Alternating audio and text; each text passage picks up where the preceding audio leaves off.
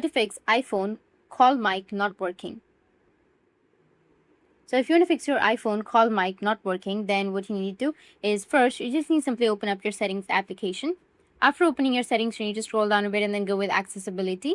Once you're in your accessibility, you need to scroll down again and you will find audio and visual. Tap on it. Now here you will find the option of noise cancellation. You may have that in some newer versions, or if you've updated your iOS, then you might have that option. But if not, you can also have an option of voice isolation. So you just need to simply go in.